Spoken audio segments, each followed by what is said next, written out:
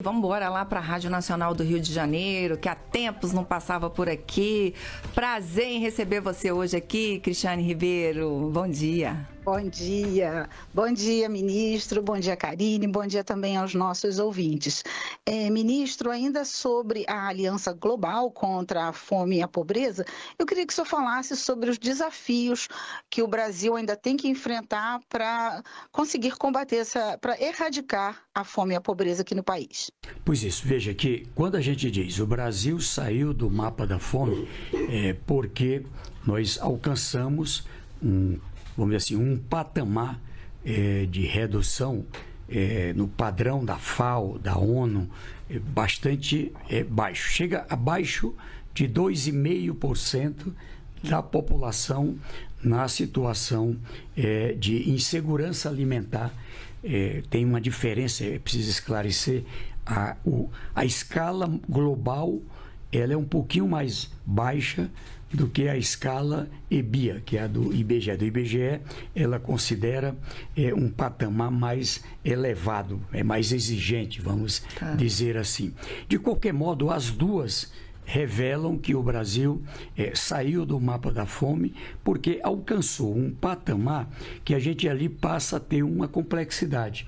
O que é ali uma desnutrição? Por exemplo, a gente faz um cruzamento de dados com toda a rede de saúde, faz uma pesquisa domiciliar e faz ali ainda um levantamento do que a gente chama do mapa do sistema de segurança alimentar e desnutrição.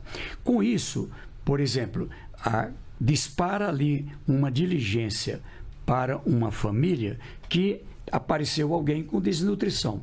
Essa desnutrição é por falta de alimento, falta de renda para comprar alimento, ou ela é um problema apenas de saúde. Às vezes as pessoas têm um problema de saúde, têm dificuldade de alimentação e isso gera também ali uma desnutrição, uma subnutrição pelo menos.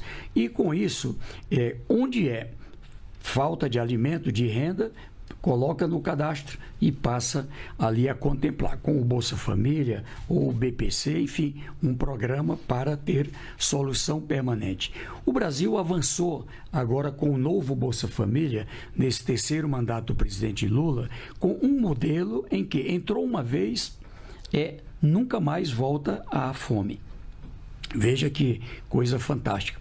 Quando alguém vai para o emprego, por exemplo, e o salário é elevado, ele passa de R$ 706 por pessoa, uma família de 5 pessoas, a renda chegou a mais de R$ 3.530. Nesse caso, sai do Bolsa Família, mas não sai do cadastro. E lá na frente, perdeu o emprego, não volta para a fome, volta automaticamente para o Bolsa Família. Então, o desafio é uma complexidade maior de localizar quem ainda não localizamos. E estamos trabalhando o que a gente chama de um programa busca ativa em todos os municípios do Brasil, com as entidades, com as igrejas, com as empresas, enfim, com as escolas, com a rede de saúde. A complexidade é maior, mas eu estou otimista. Eu acho que 2025 vamos fechar ainda melhor. É isso. Bom dia, ministro. Hoje recebe o ministro Wellington Dias, o nosso ministro do Bolsa Família. Ministro, vamos embora lá para o seu estado? Vamos. Então vamos para Teresina, vamos lá para a Rádio Clube News, porque o Jonas Carvalho já está a postos lá nos esperando. Oi, Jonas, bem-vindo, bom dia para você. Olá, muito obrigado, muito bom dia a todos, bom dia, ministro, e a todos os colegas dos outros estados. Ministro, o governo federal ele iniciou um verdadeiro pente fino em relação ao benefício do Auxílio Brasil que foi concedido durante a pandemia da Covid-19. Algumas famílias, pelo menos 177 mil famílias, receberam benefício de forma indevida.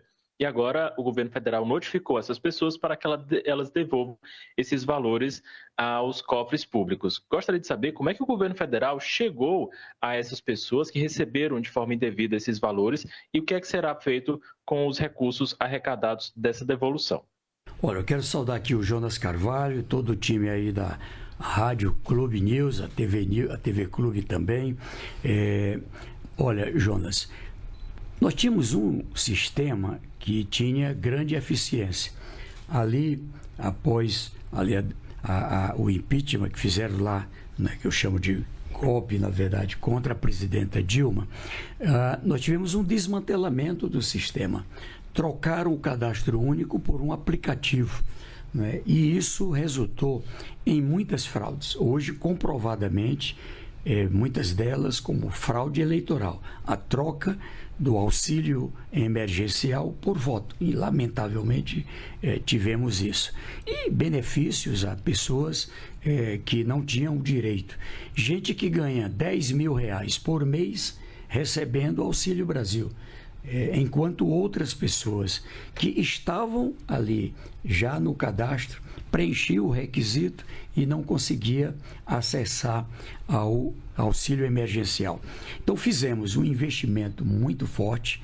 Nós temos hoje provavelmente o mais moderno cadastro social do planeta.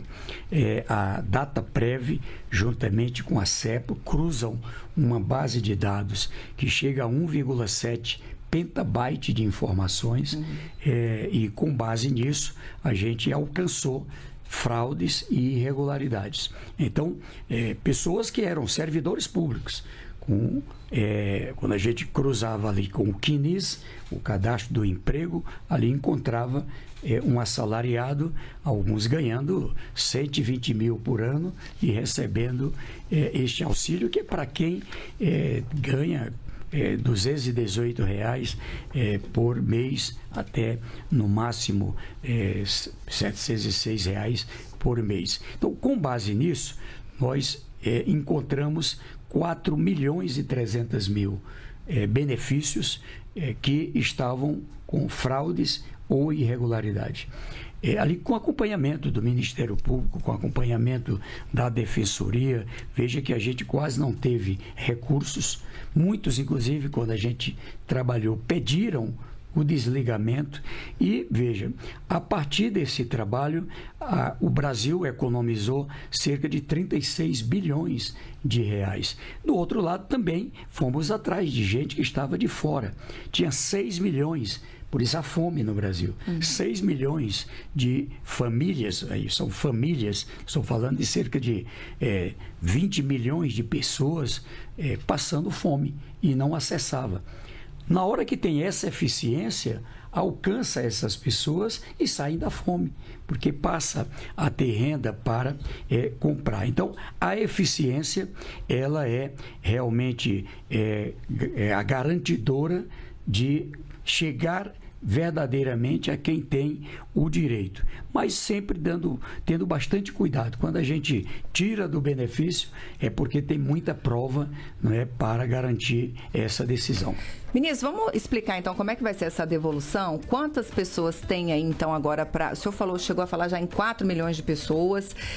Desse total, essas 4 milhões já foram tiradas? Já foi tudo regularizado? Esses já saíram. Agora, desses aqui, a gente separa aqueles que têm já uma renda abaixo de 2 salários, aqui tem um tratamento, tá certo? E aqueles que ganham acima de 2 salários. Nós encontramos 177.400 famílias que ganham acima de 2. Que não estão nos critérios. Não estão nos critérios. E a devolução vai chegar próximo de R$500 bilhão, 478 milhões e 800 mil reais, que é devolvido, né, a partir desse entendimento. Aqui o Judiciário acompanha o Tribunal de Contas da União e nós temos todo o Comitê de Fiscalização do Bolsa Família e Benefícios, que também participa com a Advocacia Geral da União, a AGU, enfim, tudo dentro de regras bastante sólidas para não cometer injustiça. Mas essa devolução, ela é também pedagógica, para, olha, aqui não é só suspender, você vai aqui ter que devolver também o que recebeu indevidamente. E aí quem não devolve vai para a dívida pública? O que acontece, ministro? Responde perante a lei. Ali tem um encaminhamento judicial. Perfeito. Mas normalmente é feita a devolução. Sem problemas, né? Vamos em frente então, ministro. Vamos embora então para Bariri, vamos lá para São Paulo, vamos lá para a Rádio 91 FM, porque o Paulo Camilo tá com a gente também. Oi, Paulo, bom dia para você. Seu microfone tá fechado. Ainda não temos seu áudio. Vamos tentar, se não der, a gente segue aqui, depois a gente chama. A gente está com um probleminha com a comunicação lá com o Bariri. Oi, melhorou? Agora sim, agora temos. Bem-vindo. Bom dia, bem-vinda à nossa terrinha aqui, interior de São Paulo. Ministro, é um prazer falar com o senhor. E com notícias boas, isso que é o mais importante, né? O índice de desemprego com o menor dos últimos, desde 2012, também o maior recorde de carteiras assinadas. Mas aqui na nossa região, ministro, tem um fenômeno, eu não sei se o senhor já percebeu isso em outras regiões, porque há um clamor muito grande da população para que os nossos governantes tragam empresas para a cidade para gerar emprego. Ao mesmo tempo, as empresas que nós temos aqui não conseguem preencher os seus quadros. Então, tem muita gente pedindo emprego, muita empresa precisando contratar, mas essa matemática não fecha. E por não ter, assim, conseguido preencher os seus quadros, muitas empresas não conseguem crescer e desenvolver ainda mais. E tem gente que fala que isso é culpa do Bolsa Família, né? Que faz com que as pessoas não queiram trabalhar. Então, eu gostaria que o senhor comentasse esse assunto e falasse da importância do Bolsa Família para que a pessoa saia da pobreza. Olha, meu querido Paulo Camilo, primeiro uma satisfação falar com você. Eu conheço o Bariri, já tive a oportunidade, ainda muito jovem, viu? É? Eu era, na época, deputado federal, 1999, e aí tive o privilégio de ir uma agenda. Mas quero saudar aqui a você e colocar, primeiro, o Bolsa Família é um programa que eu digo de sucesso, prova tal que 105 países do mundo trabalham com o modelo. 105 países do mundo. Então, é um padrão que é considerado eficiente, porque quando você, por exemplo, distribui cesta de alimento, tem um custo para entrega, tem muita fraude, enfim. Quando você tem um bom cadastro e transfere o dinheiro direto para a conta da pessoa, além de tudo, ela chega a quem precisa e esse dinheiro circula onde essa pessoa vive. Não é? Então, veja, a informação de que as pessoas não querem trabalhar. Eu digo, precisa ter muito cuidado, porque senão beira o preconceito. Veja que 17 milhões e meio de pessoas do Bolsa Família, do Cadastro Único, celebraram um contrato de trabalho de 2023 para cá. Quando a gente pega o ano de 2024, como ali o nosso querido Paulo Camilo disse, a economia crescendo, no governo do presidente Lula, saldo positivo de emprego, e olha só, 98% das vagas novas de emprego foram preenchidas pelo povo do Bolsa Família, do Cadastro Único. Eu até brinco, se tiver que dizer assim, com base nos dados, parece que quem não quer trabalhar são os outros, porque 98,8% é o povo do Bolsa Família e do Cadastro Único. E isso prossegue esse ano, nós já vamos para mais de 1.300.000 empregos, e aí próximo de 90%, de novo, é o povo do Bolsa Família do Cadastro Único. Qual é o problema bom? É que o desemprego está no mais baixo nível da história. Ali, quando a gente vai ao cadastro, a gente precisa dar solução a alguns problemas. Mulheres que, por exemplo, estão desempregadas, mas têm que cuidar da criança, têm que cuidar de um idoso, têm que cuidar de uma pessoa com deficiência e não conseguem trabalhar. E nós estamos trabalhando creche, vinculado ao atendimento a essas pessoas. Criamos agora o que a gente chama de Cuidoteca, que é um local que cuida não só de crianças, mas integrado também de adultos em situação que precisa de cuidados. A necessidade de qualificação, na verdade, eu estou indo agora, amanhã, para a Bahia, para 1.500 novos qualificados já com as empresas da construção civil, da indústria, do comércio, de várias áreas. Então podemos trabalhar com Bariri, nós já trabalhamos com várias regiões de São Paulo, integrando ali qual é a necessidade das empresas, quais as profissões que ela está precisando. Da área do comércio, é um operador de caixa, é empacotador, a gente vai ao cadastro, abre o cadastro, seleciona as pessoas, qualifica e elas já vão para o emprego. Ora, quando alguém sai do Bolsa Família, é porque ela tem pelo menos 3 vezes mais o Bolsa Família. Então, o salário é o principal. Eu digo que não há nenhuma pessoa que não queira ir para o trabalho. E agora, nós criamos um modelo em que, quando a pessoa vai trabalhar, eu pego essa renda dela, divido pelo número de pessoas da família.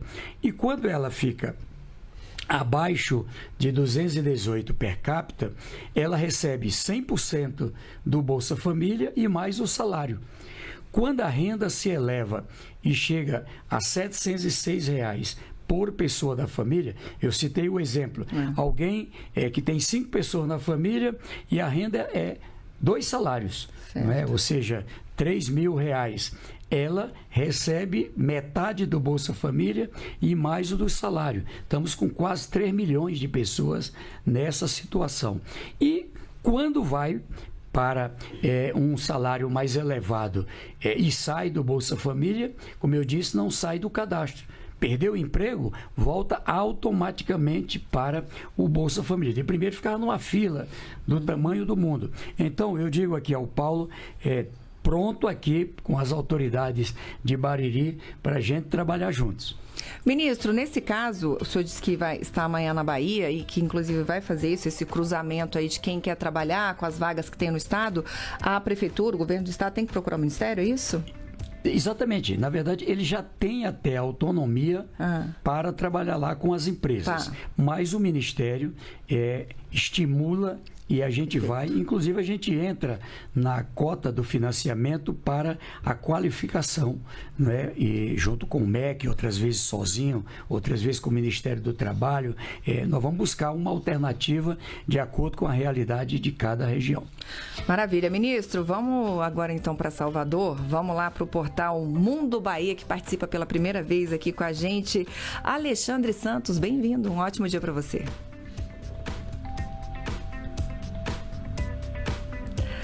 O seu áudio está fechado, a gente está te esperando aqui. Enquanto você ajusta aí, eu vou perguntar para o ministro aqui, ministro do programa Gás do Povo. Vai começar agora em novembro a distribuição dos botijões, é isso? Exatamente, nós vamos trabalhar agora a entrega do botijão, aqui com o ministro Alexandre Silveira, ministro das Minas e Energia. Aqui teve uma importante participação da Casa Civil com o baiano, né, ministro Rui Costa, e a Caixa Econômica Federal. Nesse trabalho, o que ganha? Quando a gente trabalha o auxílio gás, que ainda está em vigor, nós temos uma situação que a gente transfere um valor R$ 109 para a compra do gás. Acontece que em alguns locais, pelo custo de transporte, etc., o valor do gás é mais alto. Agora entrega o gás. Então, serão 55 mil pontos de distribuição em todo o Brasil e vamos chegar a 15 milhões de pessoas beneficiadas até março do próximo ano, nesse programa que o presidente Lula lançou. E aí vai ter um voucher? Vai ter o quê? Como é que a pessoa vai lá pegar o botijão? Então, ele vai receber de várias formas. No próprio celular, num aplicativo com a Caixa Econômica Federal, ou um voucher através da rede lotérica também disponibilizada, e ali pagando o valor total, não é, do gás no valor que for em cada região do Brasil. Maravilha. Ministro, vamos seguir então. A gente está tentando lá restabelecer ainda Salvador, mas enquanto isso a gente vai a Goiânia. Vamos lá para a Rádio Executiva, porque a Maristela Araújo está com a gente também. Oi, Maristela, bom dia. Oi, Karine. Bom dia, Karine, bom dia a todos vocês, bom dia, ministro.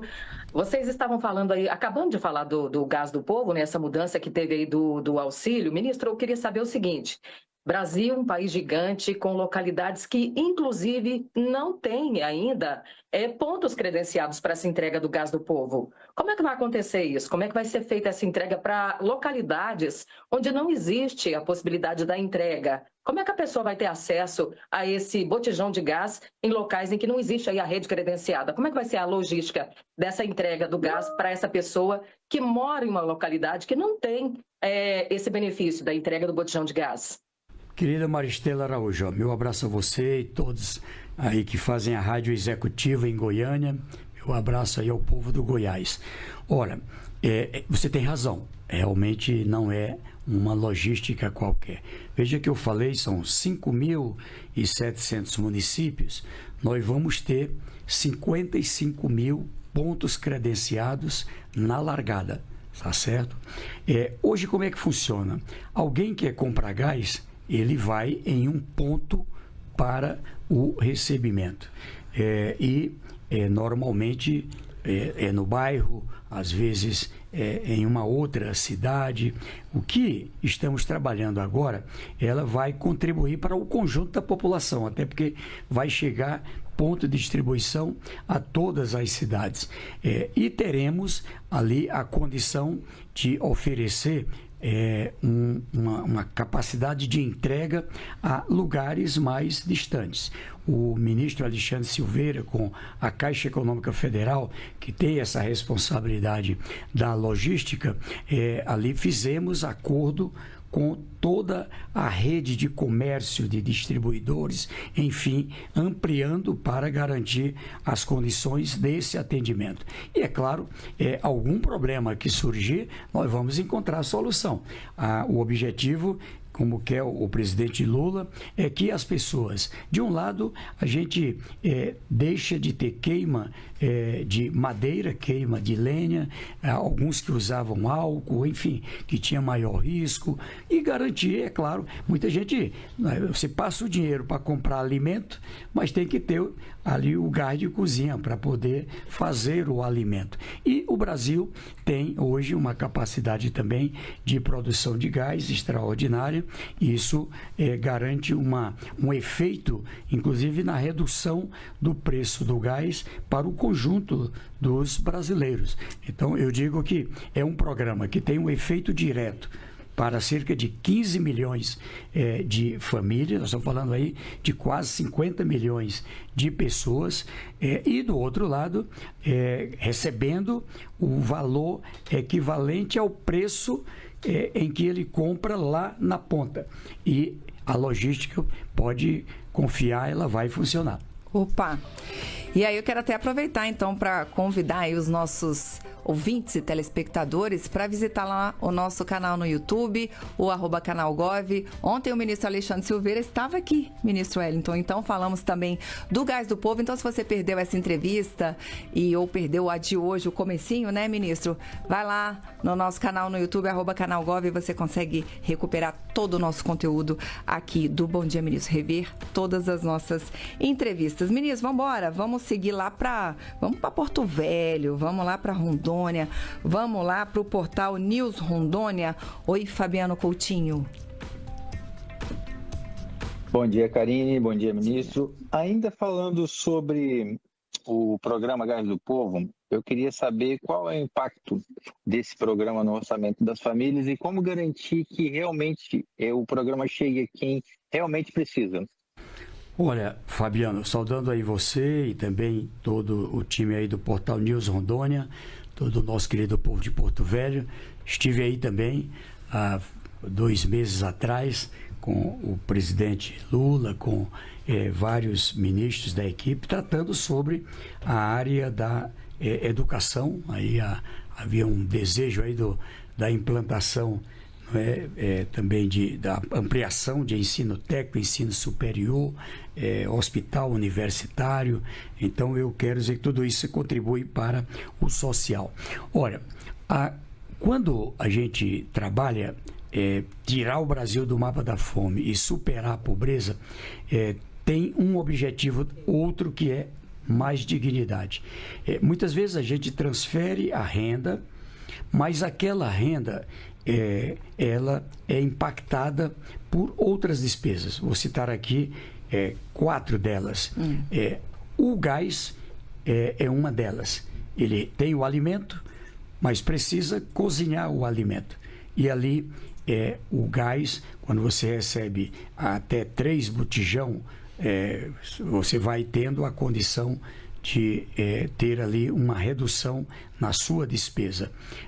Garantir, a cada 2 meses, né, que a gente faz esse repasse do gás. Garantindo ali que você tenha o dinheiro como a farmácia popular para o medicamento, o dinheiro, por exemplo, para a tarifa social de energia. Ou seja, quando é isento do pagar a conta com o Luz do Povo, que é outro programa também, agora até 80 kWh é isento do pagamento. E até 120 tem um desconto muito alto na conta de energia. Isso aqui, o dinheiro que ia pagar a energia, o dinheiro que ia pagar o gás, o dinheiro que ia pagar o medicamento, o dinheiro que ia pagar despesas daquele jovem que está estudando e agora tem o pé de meia. Isso aqui tudo ajuda a que se tenha mais dinheiro para alimentação. Sobra condição para comprar alimentação. Então, não pagou o aluguel, porque tem agora o Minha Casa Minha Vida, entende? Então, o presidente Lula, ele coloca 48 programas para quem é do Cadastro Único e alguns deles para quem é do Bolsa Família e do BPC, exatamente com esse objetivo. Claro que nosso esforço é para melhorar na educação, ter saúde e alcançar as condições de um emprego, de um pequeno negócio, para definitivamente superar a pobreza. Ministro Fabiano está lá em Rondônia e é uma preocupação mesmo, especialmente na região norte, essa questão da logística, né? O senhor já tinha pontuado aqui que todo mundo pode ficar tranquilo, né? Mas lá as distâncias são maiores. O Ministério está se organizando, então, para que essa logística aconteça. Então, que eu acho que é a pergunta do Fabiano Coutinho. Exatamente. E eu te digo que regiões como da Amazônia, regiões distantes, né? Imagine uma comunidade indígena, uma comunidade quilombola, comunidades ribeirinhas. Mas olha só, com o Gás do Povo, o Brasil vai ter um ganho. Aí não só os que são beneficiários do programa vão ganhar com a ampliação da rede, de distribuição de gás. Nós vamos chegar, como eu disse, na largada já tem uma ampliação, chega a 55 mil pontos e isso vai prosseguir, porque tem o estímulo. Se eu colocar um ponto de distribuição de gás aqui no meu comércio, eu vou ter aqui freguês, vou dizer assim, sem dúvida. Freguês que antes não podia comprar, agora pode comprar. Nós estamos substituindo gente que estava queimando lenha, queimando madeira, vamos ser sinceros, na área ambiental, queimando árvores e agora passa a utilizar o gás. Vamos embora para João Pessoa, ministro. Vamos lá para a Rádio CBN. Felipe Nuneso, bom dia para você, bem-vindo.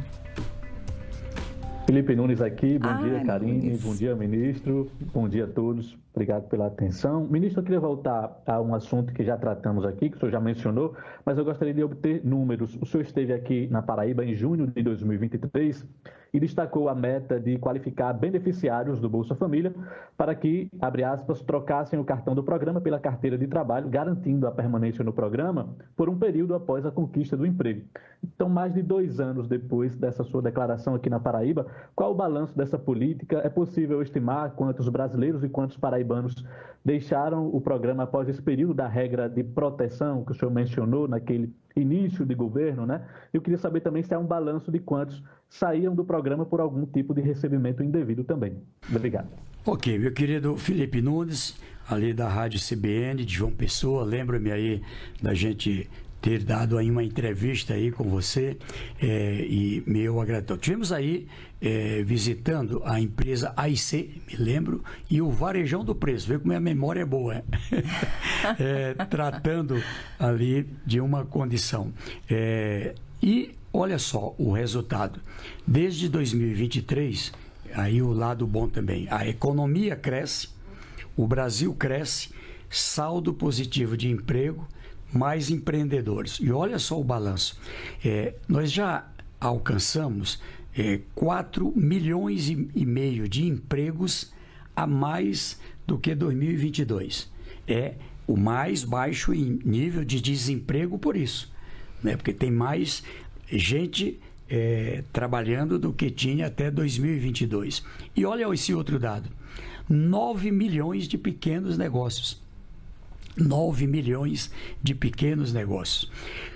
Ali, quando a gente olha os pequenos negócios, 6 milhões o povo do Bolsa Família do Cadastro Único.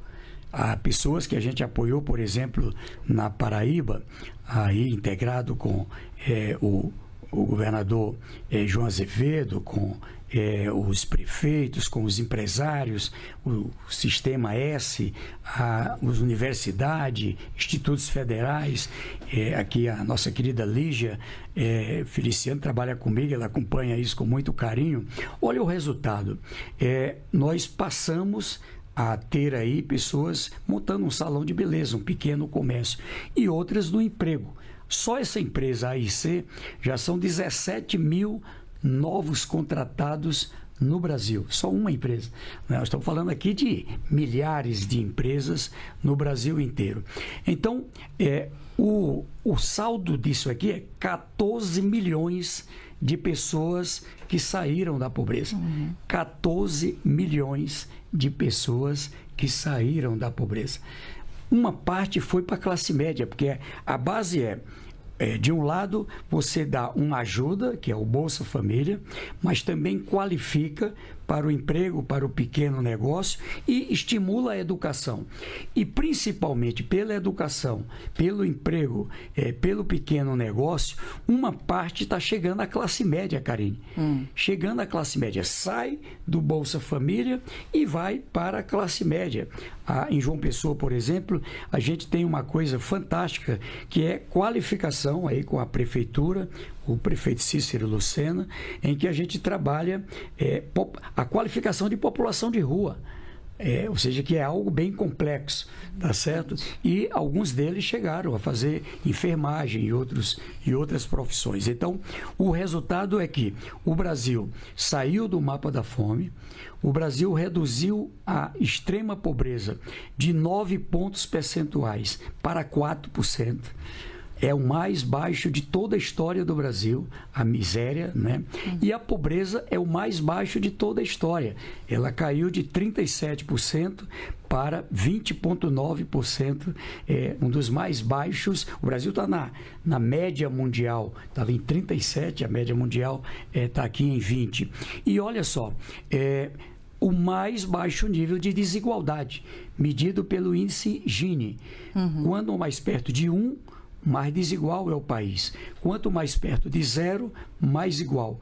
E o Brasil está com 0, estava 0,544, caiu para 0,506. Então, isso aqui é resultado de toda essa orquestra, esse trabalho. Eu digo mais, eu encerro com isso. Eu digo ao ministro Fernando Haddad e aos líderes do país, é o social como parte estratégica do econômico. Cada pessoa que está no Bolsa Família recebendo em média R$700 e agora vai ganhar salário, ela amplia a capacidade de compra e com isso ajuda a alavancar a própria economia. Imagine pessoas que antes trabalhavam, recebia Bolsa Família, montou um negócio e agora está assinando a carteira de outras pessoas com um pequeno negócio, como acontece também na Paraíba. Ministro, vamos fechar essa primeira rodada com Salvador, portal Mundo Bahia. Agora sim, Alexandre Santos, bom dia. Bom dia, ministro, bom dia a todos. Eu queria falar sobre a proposta de tarifa zero do transporte público que voltou a dar do governo. O ministro Haddad disse que o próprio presidente Lula pediu estudos para ver a viabilidade da proposta, de onde seria custeada. O prefeito aqui de Salvador, essa semana, foi questionado sobre a viabilidade do tarifa zero aqui na capital, aqui em Salvador, e disse que a conta anual do transporte público aqui é de mais de 1 bi. Eu não sei se está na alçada já do MDS, ministro, mas o senhor avalia que essa proposta seria viável de sair do papel? As prefeituras entrariam nesse rateio? O que o senhor pode adiantar sobre isso? Olha, meu querido Alexandre Santos, meu abraço aí também aos que fazem o portal Mundo Bahia, todo o nosso povo de Salvador e da Bahia. Vou estar aí amanhã, né, participando de uma importante agenda. Veja só, o fato é que é uma despesa para a classe trabalhadora, para as pessoas de baixa renda, a despesa de transporte. Isso ninguém pode negar. O governo já trabalha com o auxílio transporte. O auxílio transporte é um caminho para que se tenha a condição de um recurso com o transporte. Mas alguns lugares têm apresentado. Agora mesmo eu vi Maricá adotou a gratuidade no sistema de transporte e diz que ajudou no crescimento econômico. Não é? Em Teresina, o metrô é gratuito. Tá certo? O metrô do estado, ele é gratuito. Então, nós temos algumas experiências. É verdade, tem um impacto, tem um custo. É preciso definir de onde saem os recursos. Eu digo que é um tema que está sempre em debate naquelas despesas que impactam a classe trabalhadora, os mais pobres, mas eu te digo que não há ainda uma decisão tomada sobre o tema. Ela ainda precisa definir uma fonte a partir da qual se possa encontrar a equação e a solução. É isso, vamos correr, ministro. Agora a Rádio Nacional do Rio de Janeiro, Cristiane Ribeiro. Ministro, eu queria que o senhor falasse, voltando lá do gás, né, o gás do povo, eu queria que o senhor falasse mais um pouquinho qual que vai ser o alcance desse programa e como é que vocês vão conseguir fazer a fiscalização para saber se as pessoas estão mesmo recebendo o valor e usando para a compra do gás. Cristiane Ribeiro, essa é mais fácil, né? Como o Brasil trabalha com um cadastro, ou seja, não é assim uma coisa, é com visita domiciliar que a gente faz o cadastro. Então a gente sabe quem tem o direito. E a partir daí, também ela tem um modelo em que precisa da confirmação da família e só ela tem o código dela, então com base nisso é muita segurança. Não há exemplos, por exemplo, de, vamos dizer assim, fraude no recebimento do Bolsa Família, para dar um exemplo. Você tem outros tipos de fraude, mas não do recebimento, exatamente por essa tecnologia. Então eu digo que vamos ter sim condições de garantir uma boa fiscalização sobre o recebimento. E acho que uma coisa importante, ministro, para que fique claro para os ouvintes, é que diferentemente do auxílio gás, que é pago ainda hoje, desta vez, Cristiane, não vai ser distribuído dinheiro, que o cidadão vai lá pegar o botijão, né? Então... Ela recebe um crédito, um voucher, vamos chamar assim, onde ali faz troca o pagamento com o seu celular. Perfeito, mas não vai pegar o dinheiro na mão ali, né? Bolsa Família, enfim. Perfeito. Vamos seguir, ministro. Vamos embora, então, para Teresina, Malu, é isso? Vamos embora. Opa, vamos para Bariri, Rádio 91 FM, Paulo Camilo.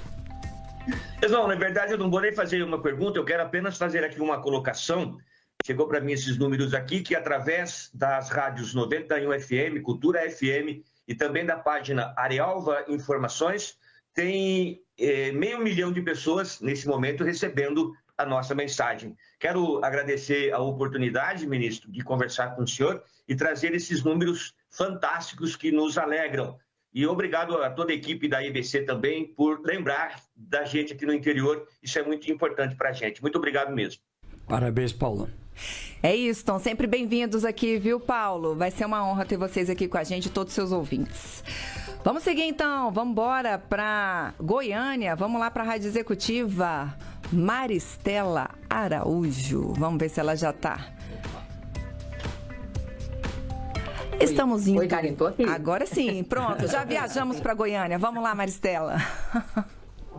Perguntar para o ministro é o seguinte: ano que vem a gente tem eleição. Como é que a gente faz para manter? O Brasil saiu do mapa da fome, o Brasil conseguiu aí com diversos programas tirar o Brasil dessa questão do mapa da fome. Já tinha saído, voltou, saiu de novo agora.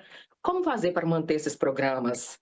Como manter essa qualidade, não perder essa questão do Brasil saindo do mapa da fome? Como fazer para que esses programas continuem, não sejam deixados aí, esquecidos em uma nova gestão, caso ocorra isso, caso aconteça uma nova gestão? Como manter esses programas, ministro?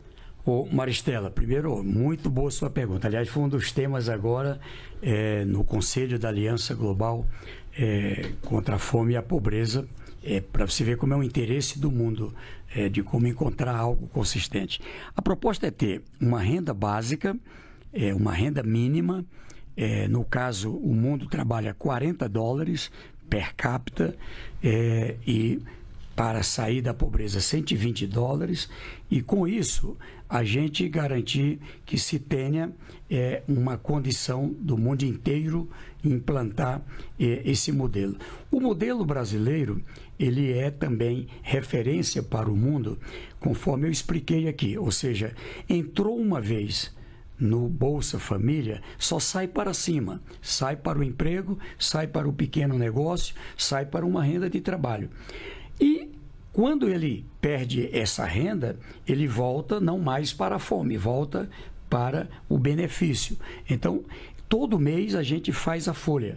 Gente que perdeu o emprego está voltando para o Bolsa Família, gente que não tinha alcançado o benefício entra para o benefício. Eu digo que é um caminho que se sustenta quanto mais a gente tiver êxito na educação, ou seja, porque todo ano se formam milhares, milhões de pessoas em várias coisas. O curso de formação de nível técnico do programa de jovens e adultos se forma na universidade. Então você tem alguém que é do Bolsa Família, a sua filha, né, aí eu vi exemplos desse, a filha da empregada doméstica que agora é médica, tá certo? E ela sai da pobreza e tira a família da pobreza. Mas também de nível técnico, se formam em jornalismo, se formam em outras áreas. A educação, eu digo, é o alicerce mais seguro. Quanto mais sucesso tivermos na educação, por isso o pé de meia. Para reduzir, estamos reduzindo, o ministro Camilo acompanha isso, a gente reduziu em 35% a evasão. Então, se não perder nenhum jovem, as gerações seguintes serão uma educação bem mais elevada. E eu digo, alcançou uma vez o ensino médio, o ensino superior, nenhuma geração para frente vai alcançar menos disso. É um investimento que se faz de uma vez só naquela família e a partir daí vai embora. Porto Velho, Portal News Rondônia, Fabiano Coutinho. Ministro, eu quero saber agora sobre a Aliança Global contra a Fome. Quais são os principais objetivos da Aliança para 2030 e qual o papel do Brasil nessa liderança internacional? E mais uma coisa, como essa aliança pode ajudar diretamente os brasileiros mais vulneráveis? Então, a aliança, ela foi criada a partir da liderança de um presidente da República brasileiro, o presidente Lula, em Nova Delhi, na Índia, quando o Brasil assumiu a presidência do grupo dos 20 mais ricos do mundo. O presidente Lula lançou um desafio. Não tem solução para a fome e a pobreza se os mais ricos não ajudarem. Então, os mais ricos toparam. Tá? Veja que são 46 países mais ricos do mundo, mais desenvolvidos, que estão ajudando a países em desenvolvimento. Olha só o que eu lhe disse. Tirar 500 mil pessoas da insegurança alimentar, significa apoio para produção de mais alimento na África, na América Central. Eu tive agora, recentemente, ali, vendo a situação Panamá, Peru, República Dominicana, tive em Cuba, agora recentemente, o Haiti está enfrentando uma crise muito grande. Tive em países da África também, da Europa. Agora a gente vai ter que socorrer ali ainda mais forte a Palestina, para dar um exemplo. E ali a ideia é de garantir que a gente tenha um plano completo. Uns ajudam com conhecimento, outros ajudam com recursos financeiros ou financiamentos em condições mais adequadas. Tem um plano feito pelo país e ali a gente abre para quem quer se inscrever. Agora, por exemplo, a gente abriu para ajudas a 9 planos de países, Benin, Angola, vários países que apresentaram os seus planos. E é interessante, 86 doadores, colaboradores se candidataram para ajudar. Então, são fundos, são bancos internacionais, são organismos da ONU e são países participando desse esforço global. A gente estava com 635 milhões na insegurança alimentar em 2023 e agora a gente reduziu para 673 milhões em 2024. O objetivo é ano a ano ir diminuindo para chegar em 2030, não é? A gente quer ver se alcança abaixo de 500 milhões, não é? De 400 milhões que seja, se a gente alcançar os resultados esperados. E temos ainda não só a fome, mas também a redução da pobreza. Nós estamos qualificando nesse instante 100 milhões de pessoas no Brasil e no mundo para, pelo emprego, pelo pequeno negócio, para produção agrícola, enfim, superar a pobreza. É isso, ministro. Vamos seguir. Vamos lá para João Pessoa, Rádio CBN, Felipe Nunes. Você vê que um erro de digitação quase me derruba aqui, Felipe. Tudo bem, mas muito obrigado mais uma vez pela atenção. Ministro, eu gostaria de saber se há um número já de beneficiários que vão receber o Gás do Povo aqui na Paraíba. E uma dúvida, se esses beneficiários são sempre vinculados ao Bolsa Família ou se alguém que eventualmente está em vulnerabilidade pode entrar em contato com o órgão público, com a prefeitura ou diretamente com o governo federal para solicitar o recebimento desse benefício. Muito obrigado mais uma vez, Karine. Obrigado, ministro. Olha aqui, Felipe Nunes, eu quero aqui saudá-lo e pedir ajuda aqui aos universitários, viu? 498 mil famílias na Paraíba terão direito, pelo critério, ao programa Gás do Povo. Digo que é possível que tenha ainda alguma família que ainda não está no nosso cadastro, não é? Ainda são os invisíveis que a gente tem que localizar, mas nesse instante, com base no cadastro único, esse é o dado. E sim, vamos trabalhar para garantir que a gente tenha toda a eficiência, não é, na implementação. No Brasil, a gente trabalha entre 15 e 17 milhões a possibilidade total deste atendimento. Só para esclarecer o Felipe, ministro, ele pergunta se quem não está contemplado no cadastro único, mas está numa situação de vulnerabilidade, poderia receber. Não, né? Pelos critérios atuais, não, né? Ou pode? A gente ampliou a régua no cadastro para poder exatamente contemplar, mas tem que estar no cadastro. A presença no cadastro é que gera a eficiência que, por exemplo, foi perguntado aí pela Maristela, ou seja, como é que a gente tem segurança de que não vai ter fraude? É por conta de uma capacidade de controle maior a partir do cadastro único. Perfeito. Ministro, vamos fechar aqui o nosso giro com o portal Mundo Bahia. Vamos lá para Salvador, Alexandre Santos. Abra o áudio, Alexandre. Ó, o Alexandre está com o áudio fechado, ele está com um probleminha com a gente de comunicação. Então, ministro, Alexandre, a gente te espera numa próxima oportunidade aqui no Bom Dia, Ministro. Eu queria, para a gente fechar, queria que o senhor falasse um pouco para a gente sobre, rapidamente, ministro, sobre o perfil das pessoas acolhidas pelo Ministério. Olha, nós temos uma rede, o Brasil tem 216 milhões de habitantes.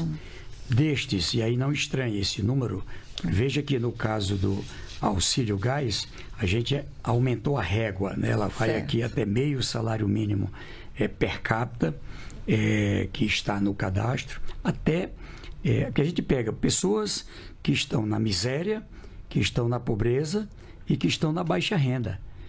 Ou seja, sai do cadastro quando vai para a classe média. E quando vai para a classe média, a gente ainda acompanha por 36 meses no mínimo, tá certo? Então, veja, esse sistema é fantástico.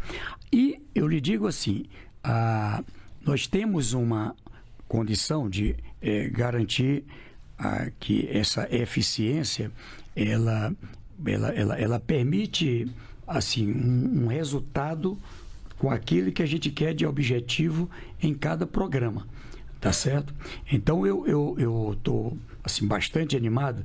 Agora, o caso você perguntava aqui há pouco do BPC.